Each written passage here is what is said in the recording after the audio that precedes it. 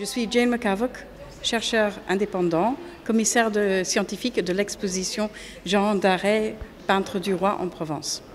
Jean Daret est un peintre du XVIIe siècle, né en 1614 à Bruxelles, qui est passé par Paris et l'Italie, Rome sans doute, avant de s'installer et de faire sa carrière à Aix-en-Provence, où il a travaillé pour la noblesse locale, pour aussi les institutions religieuses.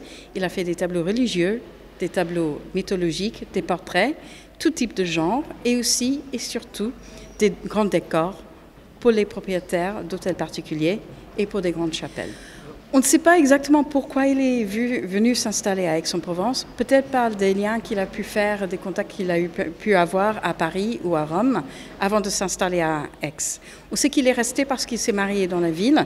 Il a fait carrière aussi dans une ville qui était riche grâce au Parlement de Provence, grâce aussi à la construction de beaucoup de nouvelles églises et chapelles dans le contexte de la contre-réforme et aussi, bien sûr, le renouveau après les guerres de religion. Donc, il y avait beaucoup de travail pour un artiste comme Jean Daret dans la ville d'Aix et aussi dans les terres autour d'Aix, grâce aux seigneuries qui étaient propriétaires de membres de la noblesse aixoise. Comment expliquez-vous que Jean Daret soit aussi méconnu ? Il est assez méconnu parce qu'en France, on a tendance à travailler sur les artistes qui ont travaillé pour la famille royale à Paris. On connaît assez peu les artistes des différentes régions, les artistes qui ont été actifs non seulement en Provence, mais par exemple en Bretagne, etc. Donc c'est une des raisons pour lesquelles on connaît peu ce type de peinture, et aussi tout simplement qu'on n'a pas eu la chance d'avoir quelqu'un qui est venu travailler sur lui, jusqu'à moi. Pour quelle raison vous êtes-vous passionné pour Jean Daret ? J'ai commencé à travailler sur Jean Daret il y a presque 30 ans et j'ai trouvé que, n'étant pas un des plus grands peintres du monde, c'est un artiste qui est très attachant. C'est un artiste qui caresse le papier quand il dessine. Il n'appuie jamais avec beaucoup de pression.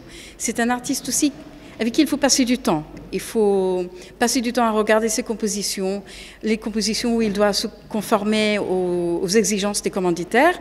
Et puis on voit qu'il s'éclate dans les petits détails, dans les fleurs, dans les détails des draperies, dans les objets, les clous par exemple sur la crucifixion, dans les draperies, dans les petits détails aussi des angelots, les draperies flottantes en fait des angelots. C'est un artiste en fait qui a été en Italie, on le sait grâce à ses œuvres. Il a été inspiré par l'œuvre du Caravage, cette manière de peindre les figures de manière très réaliste, très monumentale.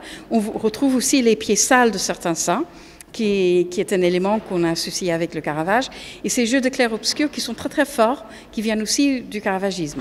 Alors, est-ce que vous estimez que Jean Daret est un artiste de Provence ?